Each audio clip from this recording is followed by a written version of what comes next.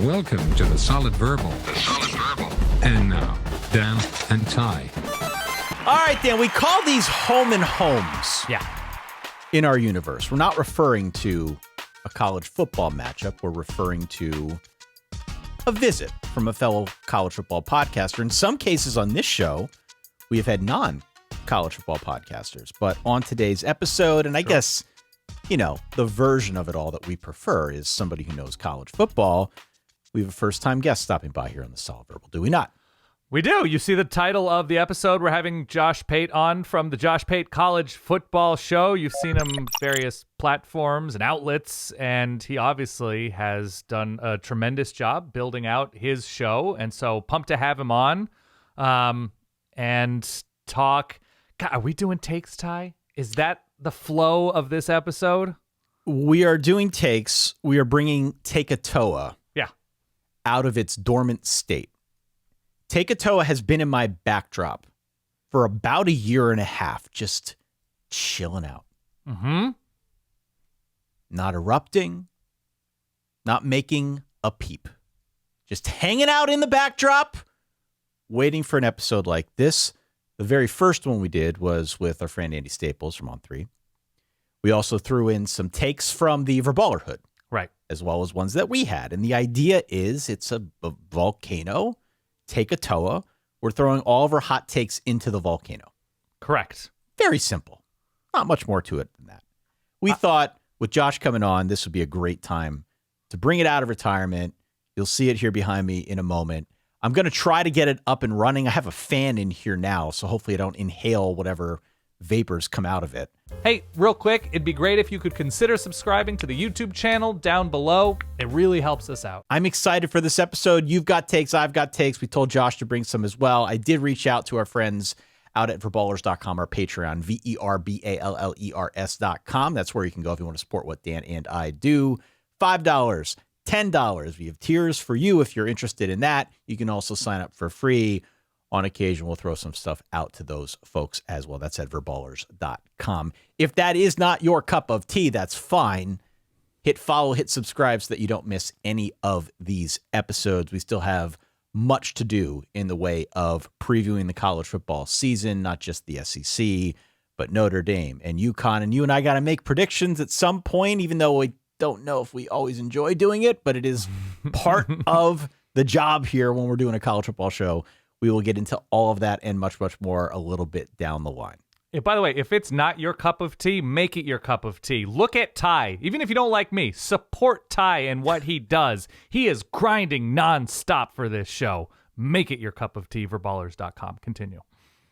Without further ado, shall we dive right in? Let's. All right, Dan. So as you know, every year we like to do some home and homes, introduce you to other friends in the podcasting world and college football. Because of schedules, this is the first year in a while we won't have Dan Carlin for this. A legend. So any questions that I know you've had built up on Alexander the Great, you're going to have to defer those over to our guest of honor today. Yes. You know him. His name is Josh Pate. Welcome to the Solid Verbal, my friend. How are you? I feel so inadequately prepared all of a sudden. How are you guys? How are we doing? We're great. We're doing well. We're doing well. So this is going to be a fun episode. I will explain the backdrop here momentarily for people who are new to the show. But congratulations to you. I understand you are newly married. I am. I appreciate it. Yeah. And by the way, we're doing the home and home, not in Germany, but we are actually doing it on each other's home fields. I don't want to sidetrack us, but given recent events, I did want to point that out. Yeah, no. We were thinking Mexico City. We were thinking maybe Stade, maybe Osaka, but I feel like this is probably the most even-handed way to do it. Yeah, we'll grow the game either way. That's true. So I guess just as a means of introduction for anybody on our side that doesn't know who Josh Pate is, you should. Can you give me, you should, but can you give me like the 15-second, 20-second elevator pitch so you can introduce yourself to the Verballerhood? Yeah, here we go. I took 10 years to graduate college, worked construction and heating and AC a lot. I decided I didn't like that and wanted to talk about college football year round and found a way to make people listen to me do it somehow, some way. That's my bio. Wow. Okay, so what were you best at on the construction site, though? So I preferred the fabric warehouse model. I Okay. did just construction. I did sheetrocking. And by the way, Ooh. sheetrockers exist on their own planet. Yeah. The three of us pale in like comparative conversation to what you would hear on the sheetrocking side. It'd be 70% bleeped, but it's just fascinating. So, but you go unload the Southeastern freight truck in the morning, not a sponsor, but could be. Then you just haul those rolls of fabric around. And then over the span of time, you realize that your spine is misaligned because you've been hauling the rolls of fabric on the same shoulder. And so you just walk around like this, and it's no way to live. But that's what I prefer. Leaning Tower of Pate. Yeah. Now, you mentioned heating and cooling, Josh. Is there anything you could do to fix your current situation given your skill set? I don't know. If you're listening on pod, thank you so much. I would actually prefer people not be watching right now. It is Nashville, Tennessee. It is going to be 97 today. AC has decided to go out. And as I told you guys, you don't have to worry about this so much.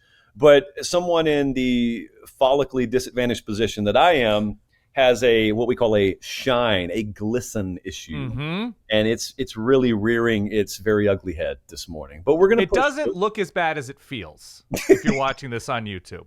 It looks fine. Camp's open this week. Guys are sweating in 110 degrees all over the South. And my complaint is it's pushing 77 degrees in this apartment right now. That's my complaint. Oh, yeah. That's the good stuff, man.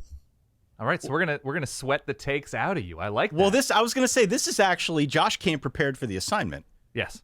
Because here's what we're gonna do today. For those watching on YouTube, you might be wondering, is that a model volcano behind Ty? Good question. The answer is yes. This here is Take-a-Toa.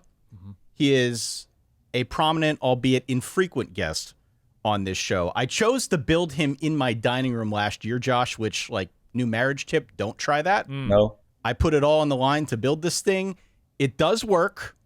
Like many of the great volcanoes, it has been lying dormant for the better part of the last year, if not a little bit dormant more. is not extinct, as Pierce Brosnan taught us. Not That extinct. This is true. Absolutely correct. So he's just sort of been lurking in the background here since it erupted for a few episodes last season. The premise is very simple. We feed Take-a-Toa. Where's this at? Oh, feed me the takes. We feed Take-a-Toa with our molten hot college football takes. As I said, it is functional. I do have this controller here. Hopefully the compound coming out of it won't kill me. I have a fan this time, Dan. I came a little bit more prepared.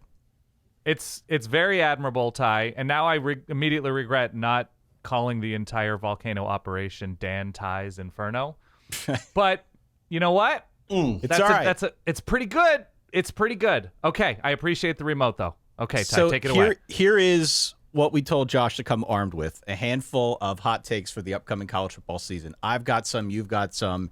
I reached out to our Patreon Verballerhood at verballers.com to get some of theirs as well. There is one on here that I don't want to tip off too much. Might be the best one I've heard in several years. Whoa. And it's sort of a ricochet shot at another program as well, which is incredible. So I will get to that, not to bury the lead. We did have another a couple college football podcast or just another show? Like, did they take a stab at Home Improvement? What did they do? No. Another college football program. Oh, okay. It was sort of a 2-for-1 special. So, Okay. Josh, just to give you a heads up for some of the ones that we've had in here in the past that you need to live up to, Andy Staples was on last year. He said that Tyler Shuck was going to be the new Michael Penix Jr. I had that Jalen Milroe would not finish the regular season as Alabama's starting quarterback. Oh, wow. Dan had, I mean, he won't be this year, obviously, but Yeah. Dan had USC missing a bowl, and Get someone there, on our yep. Patreon had Charles Chip Kelly as Ohio State's interim coach in like the ReliaQuest Bowl, which did not happen. We've gotten some of the best ones from out on Patreon. So with that being said, Mr. Pate, being so you're the guest of honor, why don't you go first? Stand back, here comes the lava. I've got lava-flavored water and lava-colored water. Ooh, I like it. Just caffeine, but it fits the theme here. Okay, first up, no apologies to Pitt whatsoever. I've got Georgia Tech playing for the ACC championship this year. Wow! Could not possibly be higher on this team. I say it as a Take-a-Toa caliber prediction, not thinking myself it is a Take-a-Toa caliber prediction. Those I are don't the best think it's kind, that aren't close. they? Yeah. Like, I feel comfortable in this position, but I know a lot of people are going to go, "Ugh, he's clickbaiting. What do I want you to click on?" I don't know, but he's clickbaiting. So here's the thing. Many things, actually. I watched this team last year. I think Dan said this the other day. If they did nothing else other than beat Georgia in the 19 overtime game last year, hardly anyone would think this is bold this year. But because they didn't finish on the plus side of a crapshoot coin flip fest at the end of regulation, people still think they're a dark horse. They're not a dark horse. They are very, very proven at quarterback, but also you got to watch Georgia Tech 3 minutes to understand the full identity of that team. And this is an ACC that is very much in a state of flux beyond Clemson. And I would also look and I would say, well, what are their two toughest home games or two toughest games, period? Clemson comes there. Georgia comes there. Outside of that, not that point spreads are the end-all be-all, but for broad strokes purposes, we could make an argument they'll be favored in every other game. I fully believe in the identity of the team. And I also fully believe that last year, when they beat Miami, I didn't think that was just some fluke. And I also think that there are a lot of guys, I call them hateful 3-stars. Georgia Tech is a program built with a nucleus of hateful 3-stars. No one's accidentally playing for Georgia Tech. Everyone is very purposefully there. Yeah. I believe in the mission. And I also, as we're recording, I think it's very notable that they just extended Buster Faulkner, made him the first 7-figure coordinator there. Guys, he was at Georgia. Totally comfortable, elevating, would have gotten big jobs at many places. He rolled the dice career-wise and went with Brent Key, and it's paid off. I could not be higher on that team this year. It wouldn't shock me if they won the ACC, but I thought just having them play for the title was enough for what we needed today. I fully agree. I'm high on Georgia Tech, and there is something about the more I see Brent Key that I think he just ate sawdust for breakfast, and I kind of love it. I kind of love everything that he says, and that if you're going to fill your roster with hateful 3-stars, he feels like the ultimate hateful 3-star captain. So I'm with you. I don't even think that it is a simmering. It is warm. It is like when you get your coffee or tea to the exact temperature you like. It's not scalding hot because they were good last year and they beat a very good Miami team. But I think there's a good amount of heat to that. Yeah. Yeah. And I think the part that makes it fun, just following Georgia Tech from afar, and I know I said on our ACC preview, and we had some people respond to it, if you're not into, if you're a Georgia fan or if you're rooting for another school in the ACC, I get it. But if you're pretty much anybody else and you're not at least a little bit interested or care a little bit about Georgia Tech, you're kind of doing it wrong, because Georgia Tech is the way you live. If you're watching from the ACC from afar, it should be a team that's fun as hell. As you said, Josh, as you said, Dan, they have sort of assumed this identity of Brent Key. And, now a couple years into this, it should be interesting to see how it shakes out. There's certainly one of the teams anyway that we called out as at least having a shot at this thing, because as you said, it's outside of Clemson, kind of in the eye of the beholder. We were at SEC Media Days the other day, which was in Atlanta. I was looking for every excuse to get away early. So I hit Georgia Tech up and said, can I come hide over there for the day? And they said, yeah, come on. So I go over there. There's a lot of construction. So they have all of the coaching staff parking in this auxiliary garage, except one member of the staff whose truck is jacked up too high to fit in the parking garage. And I don't want to tell you which member of the staff it is that just randomly pulls up to the stadium in no parking lot whatsoever. But given the context clues here, I think you can guess who it is. So yes, yep. Identity. Love it. Love it. All right, Dan, your turn. Go ahead. Yes, feed me the takes. This is also simmering. I don't think it's molten hot, but I think we're going to see a crazy number of retirements after the season. Especially if they have graying temples like Tyler Hildenbrandt. How dare you? I think there are going to be a number of coaches after this season specifically that are just going to break. I think guys like, take your pick, Kirk Ferentz, Kyle Whittingham, across the sport. I mean, Mike Norvell technically has gray hair, but I don't think that's his decision necessarily. There are just going to be a number of guys who either decide that, like, you know what, I don't want to recruit my roster every hour, or I don't want to guess to see where this program will be in 3 years, like conference-wise. I don't want to try and pitch my conference for the college football playoff in August. Like, I think there are so many extracurriculars here at play that we are going to see like 6, 7 retirements come November, December, January. It's funny you mentioned that because I did put a call out on Patreon to get some takes equally as hot. And Aaron wrote in to say that this will be the last year for all three of the longest tenured coaches at the FBS level in Kyle Whittingham, Mike Gundy, and Kirk Ferentz. Right, exactly. And like the Gundy thing has already been sort of spelled out, so we kind of have an idea that, you know, this is probably the last sort of runway, as everything was sort of put in detail after last season. And so barring a complete turnaround with a complete new roster. But yeah, I think we're going to see, like, we haven't seen the coaching turnover in the way that we were used to, because I think a lot of money has been going to collectives and to rosters rather than buyouts. But I think we are going to see some shifts this year. And there's, you know, in the SEC, right? If Brian Kelly goes 8-4, right? That might not be his decision. But I think we are going to see much more turnover than we have the past couple years, in large part because of guys hitting walls, a matter of speaking. I came very close to this being a prediction. The way I was going to phrase it was not, it was not so much leaning towards maybe the seasoned citizens of the coaching profession. Right. I was going to look and say, I think 2 of what would universally be considered the top 10 coaches in the country will just voluntarily throw up the deuces. I've gotten a feeling for a while there were many guys at the peak, like the pinnacle of their careers, that are completely fed up with the landscape. But what they've been doing, every one of them to a man will tell you this behind the scenes. What they've been doing is they've been trying to hold out until, and then you fill in the blank, like the house settlement or whatever. Well, if they look and they see, all right, the current situation is no different than what it had been, and they don't see any hope on the horizon for things returning to whatever normalcy is for them. Mm-hmm. Money in this sport is insane at the head coaching salary level. So you got guys who are in their mid-40s whose children's children are set for life. So it's not like you're planning on coaching until you're 70 anyway. Also, they just watched one of their elder statesmen, Nick Saban, retire and get a raise to go into football or to go into TV. Yep. So there's this whole new world out there. I call it the Mullen career path, where you could retire at age 47, even if you intend to get back in.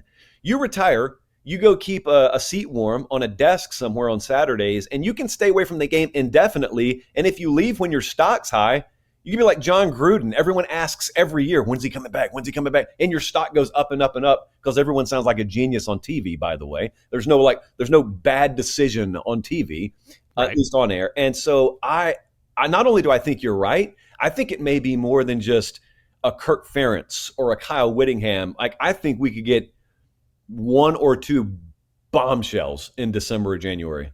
I think if you wanted to really dig into this in a creepy way, which now I'm singing Ty's tune here. Where's this at? Yes, feed me the takes.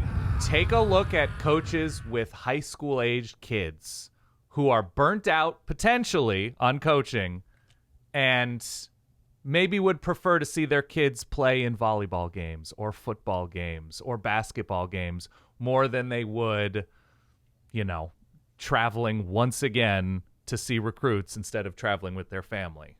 The one name that immediately comes to mind, and I've said this on the show, I don't think Kirby Smart's coaching for the next 7 years in Athens. I really don't. I really think, and I know his kids are of that age, or his last kid is of that age. I think this is, I did not do the research looking at his kids, but I'm almost positive that's right around the age. And that could be a name to me. And if you read John Talty and Armin Katayan's book, he came very close to stepping down amid all the portal craziness of like 3 years ago. That would be a name still to this day. I don't know if it's this year. I don't know if it's next year. I just don't think he's a like lifer guy. Well, that'd be good then. He leaves and they could poach Dan Lanning away from your Oregon Ducks. Yeah, that'd be great. That'd be a wonderful string of events, Ty. That'd be so the fun. name that I jotted down, and again, it's not that smoldering a take, but kind of in the same vein, Mark Stoops at Kentucky, because it feels again, this is not exactly like breaking news here, but it just seems like he has gotten progressively grumpier. They have one of the 10 hardest schedules this year. I mean, who among us, Ty? No, I get it. One of the 10 hardest schedules this year, and I believe they're starting Zach Calzada. At least that seems to be the plan, which Sure. I don't know how I feel about that. I don't know where they get the buyout money, but it seems like that's a situation that's deteriorated pretty quickly, and their over-under is only like 4.5 this season. So nobody's really expecting a whole lot there, and that just kind of feels like it's been in the works for a while. Think about the chapter of the history book that's missing. The Mark Stoops goes to Texas A&M chapter. Yeah, that exactly. started to be written and got ripped out by the locals down there. Credit to the locals. I mean, for the uprising down there, like Aggie's Rebellion. Also, they've got critical members of their infrastructure jumping ship but staying in state to go to Louisville. Never a good sign. Right. That's the blinking red light. All right, where's my button at here? Here, I'll give you one. Stand back, here comes the lava. Save yourself. I think my controller might have died here, so I'm not even sure this thing's going on anymore, which is probably good so I don't get black lung. But alas, I have LSU as this year's Bama. And by that, I mean a really good SEC team that gets left out of the playoff at something like 9-3. Okay. And, obviously, if you pay attention to this sort of thing, you understand, given the schedule, given just the lay of the land in the SEC, this is very possible. It's very possible for a lot of the teams that we're going to preview in the SEC. But LSU in particular, I think, is interesting because in many regards, this feels like kind of a make or break year for Brian Kelly. They loaded up. They went all in on the portal, but they've got a brutal schedule. They're rebuilding to some extent along the line. Of course, Will Campbell goes like 4th overall to the Patriots. You've got a high-level quarter. Oh, it is on. I can smell it. You've got a high-level quarterback in Garrett. I'm going to clip that exact. It's on. I can smell it. It is Yeah. on. I can smell it, yeah. Yeah. Yeah, no, when it starts getting a little thicker in here. Garrett Nussmeier, obviously high-level NFL talent, but threw 12 picks last year, so a bit of that gunslinger mentality. I don't know if you're going to be able to get all the mistakes out of him in one offseason. It just feels to me like LSU is going to be that team at the very end where we're trying to figure out who are the top 12, and everybody likes LSU because they recognize how talented this team is, but given some of the other participants and given the way this thing shakes out, I could see them getting left out. And again, the conversation reignites itself about how many automatic qualifiers belong for the SEC, for the Big Ten. We do this whole cycle all over again with the playoff arguments. Oh, by the way, if you really want to tangle that spider web, I think most of us would agree Florida plays one of, if not the toughest schedules in the country this year. Yes. Florida goes to LSU. So let's say you're right. To walk it a step further down the path of chaos, let's say Florida goes to LSU and loses a competitive game, but finishes 9-3. I think the committee may put Florida in over LSU with the same record and a head-to-head loss because the strength of schedule leans Florida that significantly. Yeah, at Miami, another one on that schedule for Florida. I mean, it's a brutal slate, an absolutely brutal slate. They close out with Florida State, as they usually do. Who knows what we're going to get from the Noles this year. But, yeah, that to me, there's going to be that SEC team, and I think we all know it, where they're just sort of on the cusp, and everybody recognizes how talented they are. But because of numbers and because of the way that they've set this thing up, they'll be on the outside looking in. And, again, it's good for the content, I guess, but maybe not great if you're a fan of those teams. I like that your hot take was Brian Kelly, who has almost exclusively gone 9-3, will go 9-3. Brian Kelly, 9-3, 9-3, 8-4. All right, I think he's gonna go 9-3. Okay, so he's like a premium A&M, basically. Pretty much, yeah. Wow. Pretty much. All right, here, I got to play this one now. Where's it at? Yes, I'm growing warm with your takes. Here's the one that I mentioned earlier, and this comes to us via Patreon from a gentleman named Davis, who's been a longtime supporter, and the take's actually from his dad. Okay. And he says, my dad College told me football isn't what it used to be. No. This is like next level. Oh, okay. I like this. He said he was in the car for a long time with his dad the other day. And the take was that Lincoln Riley will be back at Oklahoma by this time next year. Oh, yeah, baby. Which, bravo.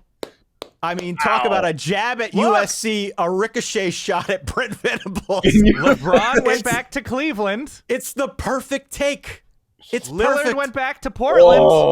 Oh, do you remember how, not only when that happened, how shocking it was, do you remember like the socioeconomic sparring and the debate for a solid week of the quality of life in LA versus Norman, and LA is a better place to live? Can you imagine if those people got to tip that bucket upside down? OU greater than Cali. And then the entire country probably divides red and blue as to which side of that conversation you're going to fall into. And that's when it's most delicious. When we get a healthy dose of politics having no business whatsoever bleeding their way into this, and they do anyway. And Lincoln Riley, once mistaken for a president in an address anyway, could work his way into this equation in the most sadistic way possible. I don't even know the guy's dad, but I wish he were my dad. I respect him so much. Wow. I have a Lincoln Riley adjacent take, but it's not as hot as that. I mean, this is 10 out of 10, but what's yours? Well, no, I was going to say, what are the actual wheels that could be put into motion, right? Like, if we are going to construct this in the way that Josh was carrying fabric over his shoulder, if we were going to lift this take into reality, what is the likeliest path that it takes? Well, you know I'm not high on USC. I mean, we're recording this before I think a lot of people heard the Big Ten show. Right. I don't know when all the stuff's going to come out, but I'm pretty low on USC this year. And I guess my kind of also adjacent take is that I don't think USC is any better. I think they might get better on defense, but I think the team as a whole might actually be a little bit worse. So you don't have to sell me on USC falling short of expectations. What does that look like? It probably looks like some sort of embarrassing loss in Big Ten play, probably an 8-4 record at best. It probably looks like Oklahoma getting destroyed by its schedule, which again is, speaking of brutal schedules, Oklahoma's right there.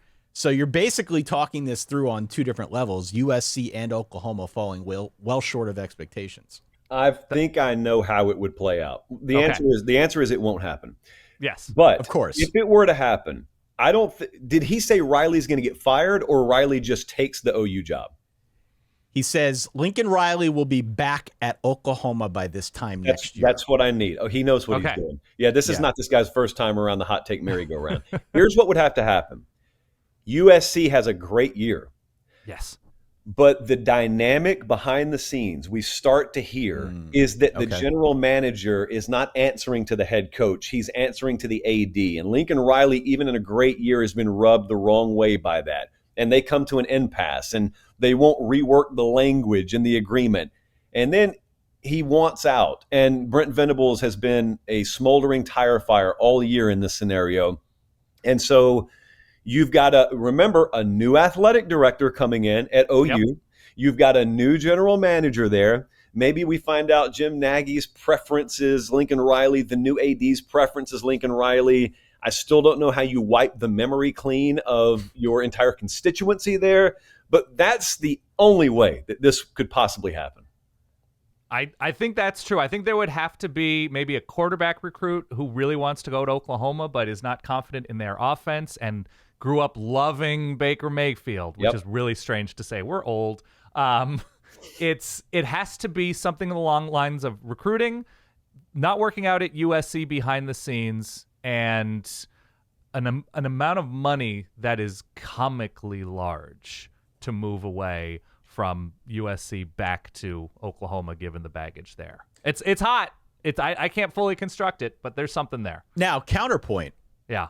Given some of the ongoing strife about USC maybe trying to worm its way out of the Notre Dame series in order to perhaps benefit them in the college football playoff, is Oklahoma's schedule a situation that Lincoln Riley would want to step back into now that they've moved to the SEC? That's true. It's a good question. The rumors are that that's the entire reason he left. Yeah, exactly. Denied by him, but those are rumors nonetheless. Man, I like that. Davis's dad, whatever your name is, sir. I was going to say, bravo.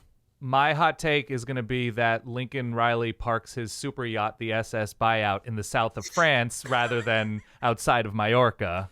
But I guess that's open to interpretation of what kind of personality you think Lincoln Riley has if it does not work out at USC, where he parks that super yacht. But where are they coming up with that kind of cabbage?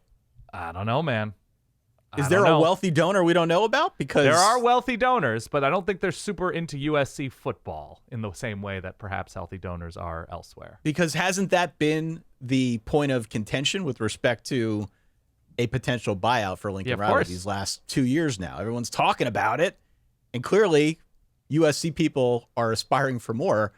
But you got to find a lot of money in order to get him out of there. Unless we'll see how the new Marvel movies away. do, right? That's sort of the connection, right? If I didn't, USC got a big recruit, and they impressed him by taking him to Marvel Studios last year and sort of dressing up some sort of digital image or something because it's I think Jakeem Stewart, Thanos.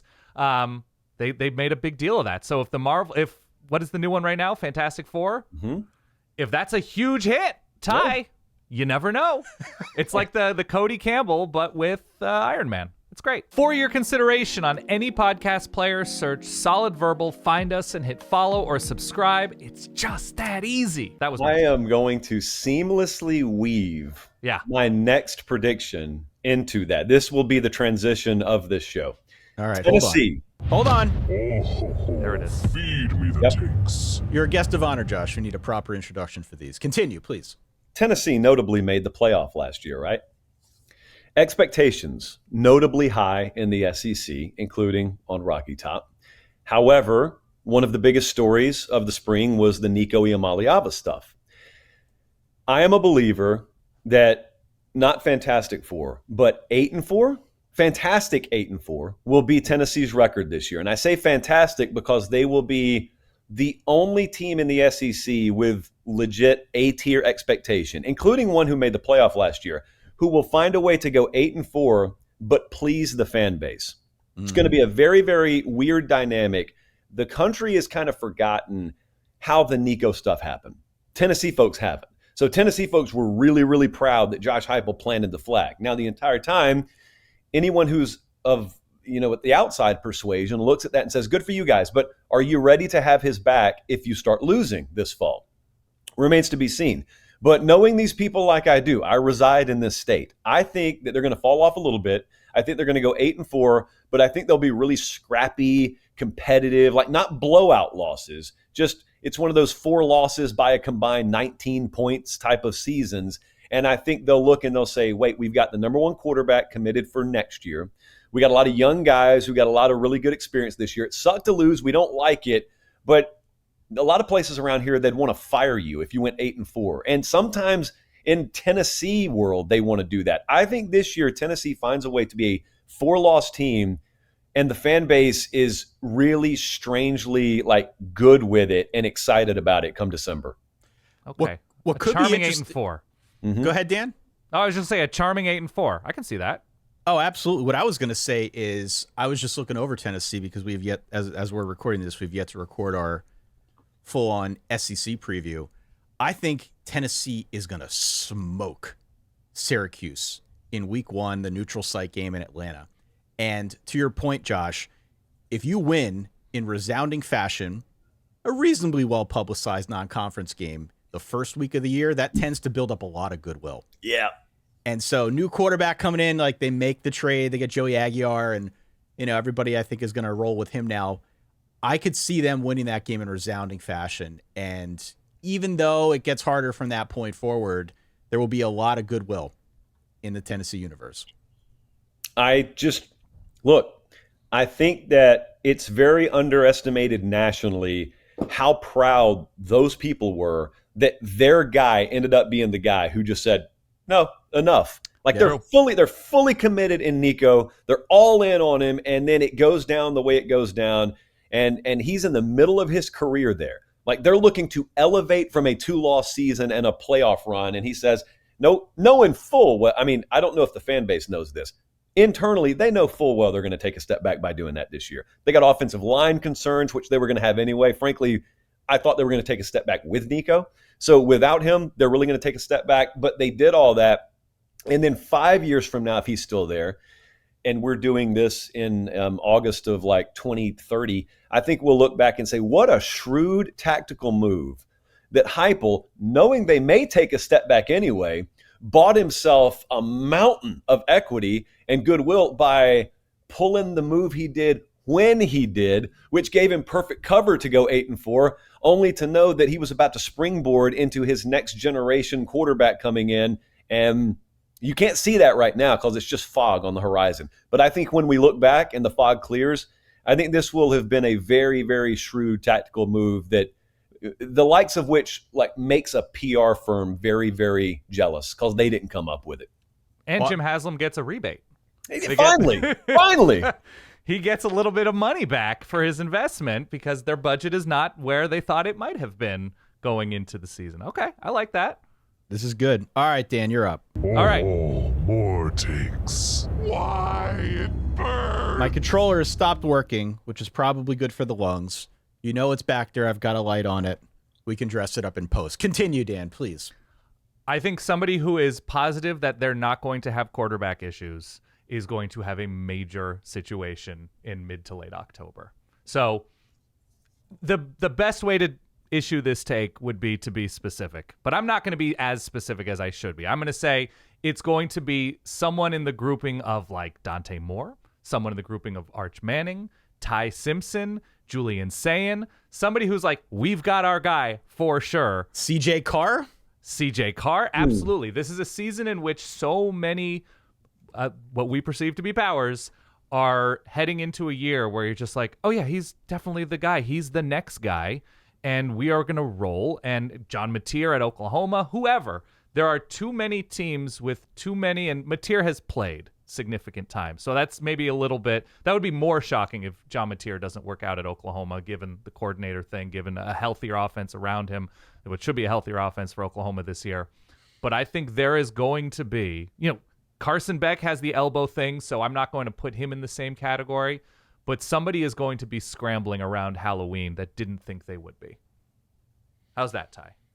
I hope it's not CJ Carr. I know you hope it's not CJ Carr. You're saying this, and it's like my ears start ringing. Yeah. I mean, look, and that's not even to account for injuries, which clearly can throw. Right. And we've got a lot of new offensive lines in front of these guys. Oregon's got a new offensive line. Texas has a new offensive line. I'm pretty sure both of those offensive lines are going to work out. Notre Dame's should be good. You've got, a new quarterback at Ole Miss with new offensive linemen. Like, there's just... Same. Yeah. Yeah. There's a lot variable here going into the season. And I don't think it would be the worst idea for all of us to familiarize ourselves with the depth in these rooms. Not only do I agree with it, this will happen. This will unequivocally happen. And that's why Mima always said, write your predictions in pencil in August. This is the most important year that I think we've ever had in the history of college football to not call anyone's predictions stupid in August, and also to write your own predictions in the lightest of pencil. Yeah. I think it was you who made the point the other day. You were talking about how much portal churn there is and how it's virtually impossible to know things definitively about rosters, even just at the quarterback position, even with guys who aren't transfers this year. There's so much uncertainty around them, up to and including them. How could you ever know? How do their own staffs even know definitively what they have? So, yeah, I agree. It's going to happen. If you were a true verballer, you would have said stabs, but otherwise, I fully agree. I fully agree. Yeah, here's mine. Okay. Yes, feed me the takes. Kind of on the topic of quarterbacks, Dan, you already heard me say this. Mark Gronowski. Nothing gets the blood pumping like talking a little FCS quarterback transfer on this show. Mark Gronowski, I have him down as the best Iowa quarterback since Brad Banks. Okay. All right. I will reiterate this again for the crowd. Yeah. I watched hours upon hours of Mark Gronowski clips when I should have been studying the Big Ten as a whole, other teams across college football. I think they can do a lot of fun stuff with him. I was workshopping that he's the Skylar Thompson of Will Howard's. I don't know if that works. But I think he's a solid dual threat quarterback with upside who is not going to try to run around you, but he will try to run through you, which I like about him. And based on the way that they used him at his previous stop, I think given the offensive setup with Tim Lester, they can incorporate some of that to great effect. Now, who is he throwing to? Not talking about Great that. question. Yeah. But, alas, Mark Gronowski is sort of like my pet player this year. And if he hits at Iowa, and if the defense is remotely where it's been, which I think we just assume is fact at this point, over the last 10, 15 years, I think Iowa has a real chance to show real upside and surprise a lot of people who may not have them on their radar screen. Dan, do you want to go first? I think this is just Ty wish casting. I don't know if this is a take. He's just really hopeful that an FCS quarterback works out for Iowa that hasn't developed quarterbacks traditionally, although they got better last year. I don't know. I feel like this is another team with the variable issue, right? That he has played, I think, one game against power conference competition last year in Oklahoma State at South Dakota State.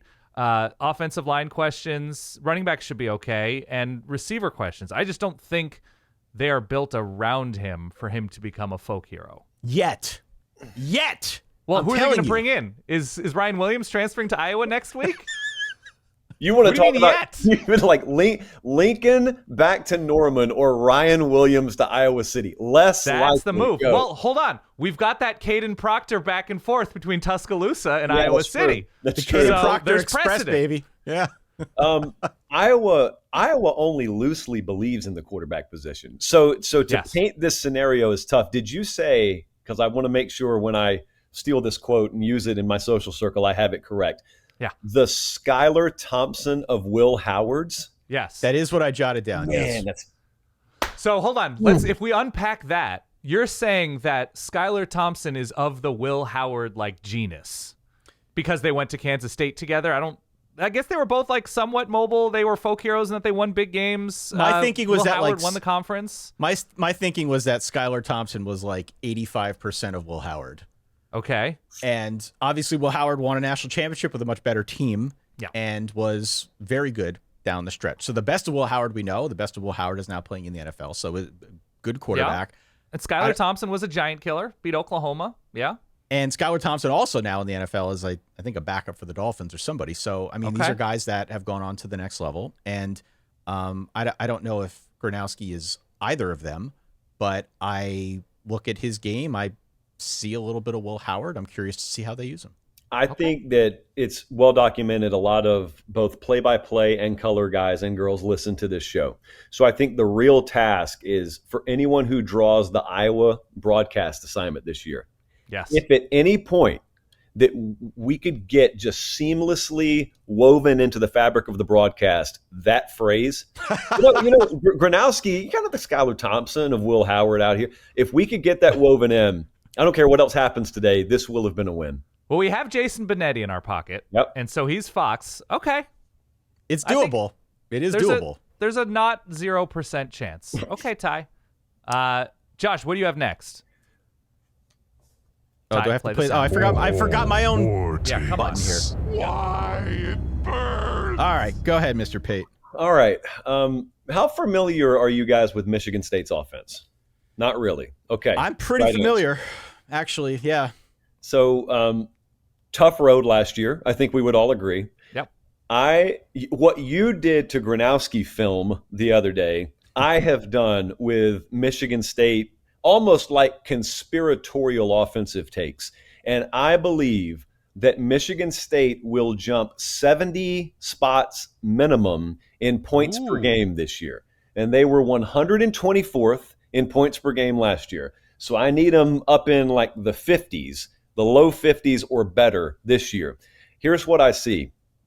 Delusion, some would say. But what I see is, of course, you got Childs at quarterback. But beyond him, there's a lot of mystery about the offensive line transfers they brought in. But one of them was like an all FCS guy. Another one was all ACC honorable mention. One was a rotational starter at Oregon State. I think they'll be good enough on the offensive line. Marsh is a really good wide receiver. Venning's a really good tight end. I think that you get the year two bump as well. The year two bump is just science at this point. I think there will be quantum improvement in their production, and it's always nice to know they only need to be 51st or something like that in the country for this to hit. So I think they're going they're going really, really scale hard, points per game, can't get any worse, got to get better. I think it'll get a lot better. So you're talking about, I did some quick math. They scored 19 a game last year. You're talking about getting to around 30. Yep. And so 30 points per game times 12, because this is what you do in the Big Ten. You have to do some math to figure out some minimum scoring acceptance rates after Iowa's drive to, what, 325? Was that 325, yep, RIP. So we're talking about a race to 360 this year. Mm-hmm. Hashtag full circle 360.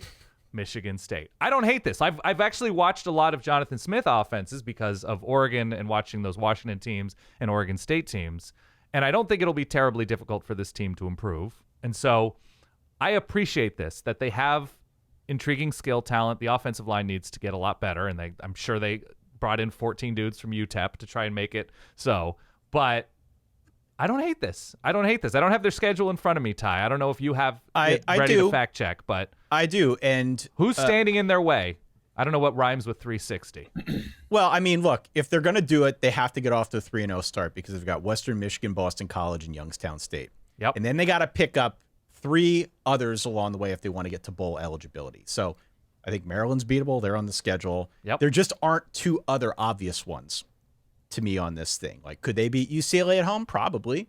I don't think that highly of UCLA. Sure. But then you start getting into the territory of, can they go to USC and win? Can they go to Nebraska and win? Can they go to Indiana and win? They've got Michigan and Minnesota and Penn State. And there's a lot of ammo on the schedule. So if you believe in Michigan State, you are believing in them dumping maybe 1, maybe 2 of some of those teams that I listed. I like the offense too. I think they obviously need to root out some of the mistakes or the mistake proneness, not a word, of Aiden Childs. But I like the combo of him. I like Nick Marsh. I think there is a lot of intrigue with that offensive line. I also think that the defense will make some things interesting. Like, they've got 4 of their 5 top tacklers gone, which hurts, but the upside to all the injuries last year is that there were a lot of other guys that got experience. So I think across the board, second-year coach boost, definitely science, as you said, Josh. I'm not all in on Michigan State, but I do believe they're going to find their way into a bowl game now in year 2. I don't need them to have a certain record. What I need them to do is drop 55 on Youngstown. Yes. I need them to drop points on USC. I need them to get theirs when it's there to be gotten, so that if it's 13 on the board against Penn State, okay, we're not dead in the water. We could still make this happen statistically. We're going to balance this out. I like that. Yes. Buddy, I like that. If they're scoring in aggregate, whatever, 30 points a game, they're this year's Indiana. That's correct. They could be. They could. That's, a little look at the tougher, schedule. slate, but yeah, it could be. That means they're at least flirting with 30 against teams like Iowa and maybe not Penn State, but USC and Minnesota. Like, if you're scoring 30 points against Minnesota, you've got a great shot to beat Minnesota, right? The games are going to come if you're scoring like that. That's not bad. I don't hate this. By the way, Ty, just because you misspoke or almost misspoke earlier, I don't know if you wanted to enter the term into the solid verbal lexicon. What's a cooch boost? Oh, Is that something that you wanted to? Let's move on to our next take here. More takes. Why it burns. This one comes to us from Bob. Okay. The Big Ten will win the college football playoff for the 3rd straight year. It'll be Notre Dame once again ahead of the SEC schools. Kalen DeBoer out at Alabama, a crisis of confidence in the SEC. Okay. A lot going on here from Bob. So the Big Ten winning its 3rd straight basically assumes that it's Ohio State, Penn State, Oregon, or no, that's it. That's it. Who somebody else maybe, I don't know. I think the big headliner here though is DeBoer out at Alabama. Yeah. What is there a minimum threshold, or does such thing even exist, Josh, that would lead to Kalen DeBoer being out at Alabama? Like, if they were to go 8-4 against a tough schedule, are they going to cut bait with the guy? There's no world where that actually happens. Now, the world where it is attempted to be spoken into existence is far and wide.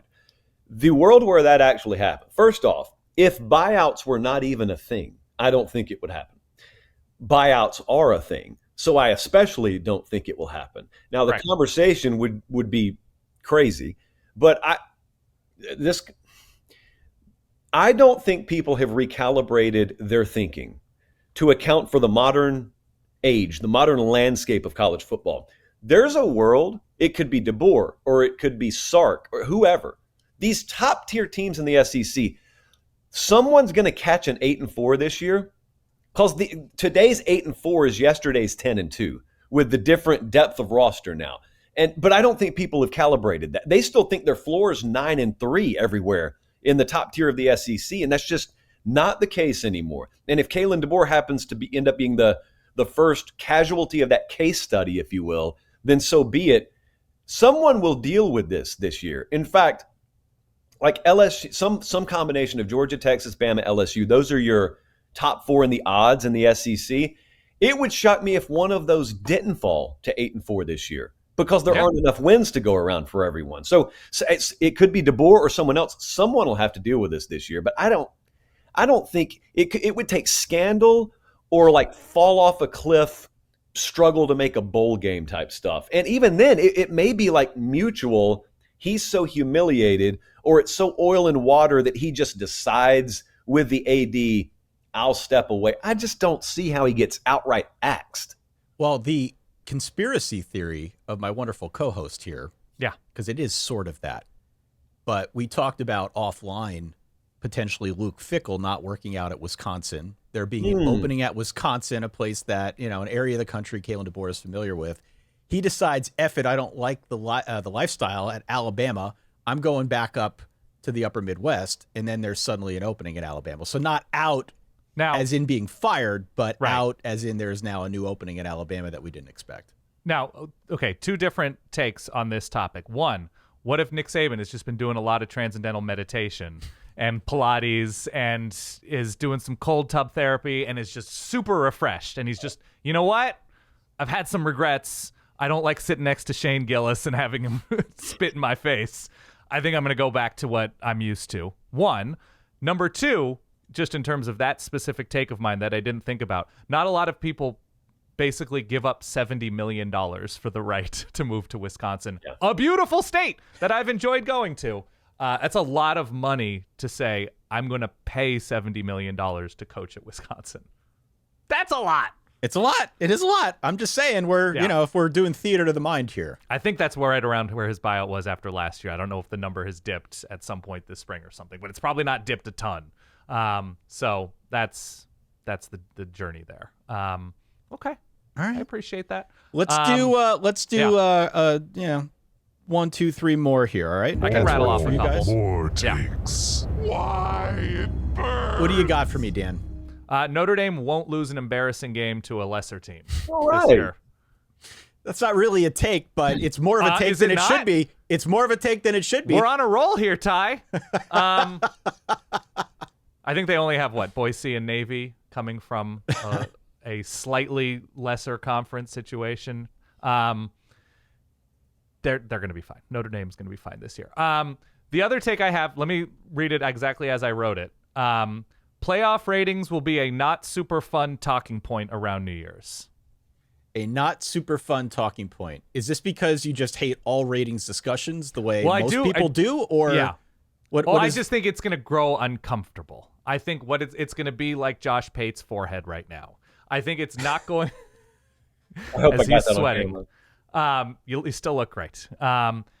I think we're going to get to the point where, because of what the NFL is doing around Christmas Day, and not that there are college football games, I don't believe, on Christmas Day this year, but just because the NFL is treading into that territory more and more, and because I think there is growing resentment around who is running the playoff and the SEC and the Big Ten expanding and fighting amongst themselves about playoff formats.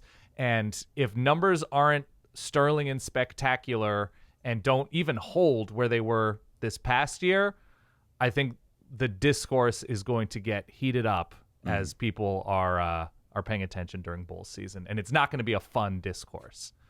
That's what I have.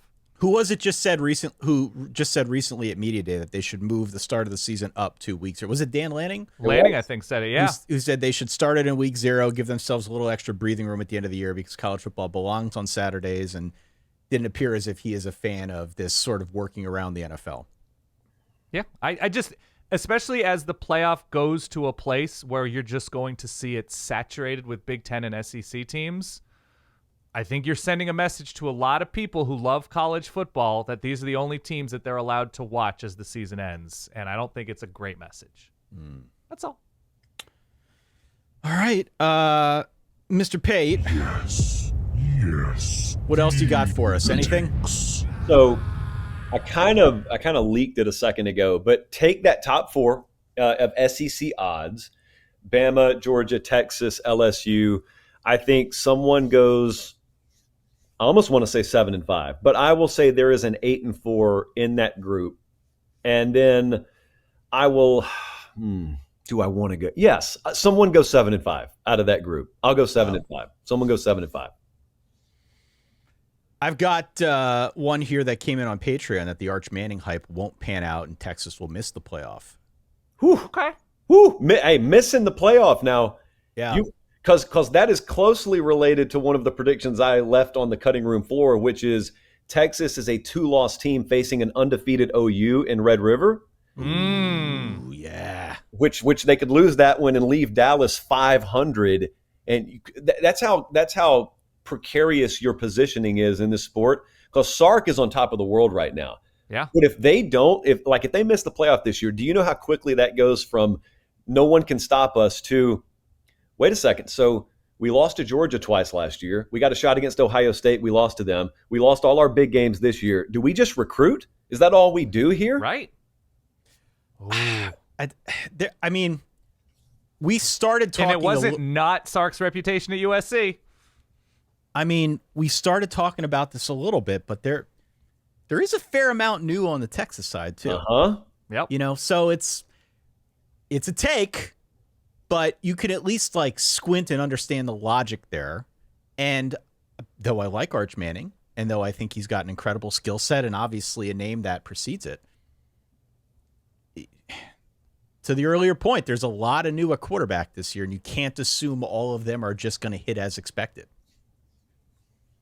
I have one, Ty. I don't know if you want, I mean, sort of on the same. Yeah, go ahead. I think there is a non-zero chance Mizzou goes like 11-1 this year. Because of the schedule? Buddy. Now, you've got to be... It's there. You got to be ready to invest in the Bo Prabula experience. I grant you. And I am, by the way. Continue. I know you are. Yeah. At one point, last year, you were like, oh, Bo Prabula is better than Drew Aller. And you were like, whoa, Ty. For a moment, okay? Ty had a quarter against Minnesota where he was just ready to throw it all away. To quote Mark McGuire, we're not here to talk about the past. We're here to talk about the future. The schedule is so incredible. Mm-hmm. And they're just like kind of solid across the board. And not even just kind of solid. Like, it doesn't seem to me in late July, early August that they have like a catastrophic weakness right now. And so Mizzou quietly just rampaging through that schedule. I think it's on the table. I'm not predicting it to be so, but I think it's on the table. I don't know if people out there listening, didn't mean to cut you off, Josh. Yeah. I don't know if people out there listening understand this schedule, because this is the kind of schedule you would build in the old NCAA football game, where you wanted a schedule hard enough so that you wouldn't get docked by then the BCS, but easy enough so that you wouldn't be too threatened along the way. They only have 4 road games. They avoid Texas. They avoid Tennessee, Ole Miss, LSU, Georgia, and Florida. And on top of it, in terms of giving themselves like a little bit of runway to build momentum, their first 6 games are at home. Mm-hmm. The first 6 games, that includes a biggie against South Carolina at the end of September. That includes Alabama on October the 11th. They don't go on the road until October 18th this season, which people will have Halloween decorations out long before Missouri leaves home. Incredible.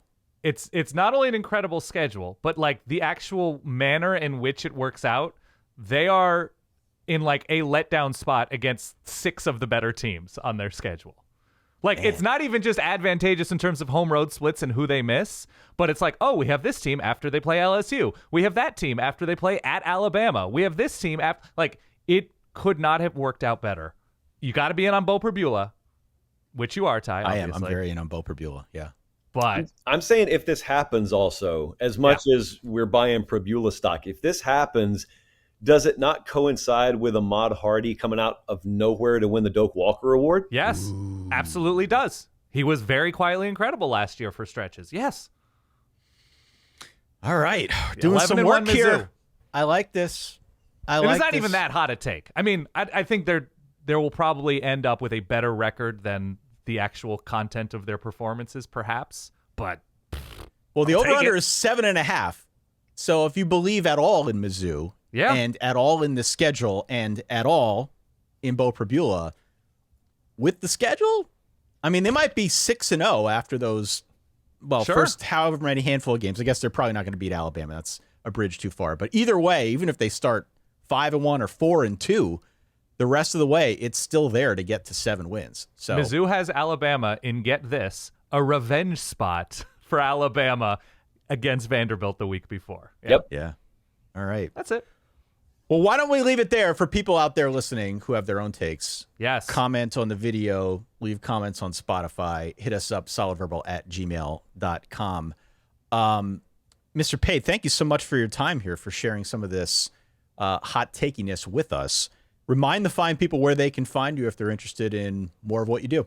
I appreciate both of you having me. Very hospitable. It's just Josh Pate's College Football Show. Just search it. It should pop up. If it doesn't, that's my fault, not your fault. It's good SEO. It's a good title, right? People know exactly what they're getting from the title. They're getting Josh Pate and they're getting college football. I think you nailed it. For better or for worse.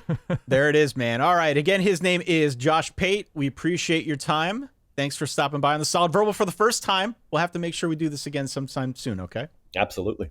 All right, then. His name one more time is Josh Pate. Check Yes. out Josh Pate's College Football Show. Does a terrific job. Has had nothing but the kindest of words to say about our show and how, in some weird way, it has helped inspire him to do what he does. So we're grateful to have him in the Verballerhood along with all y'all.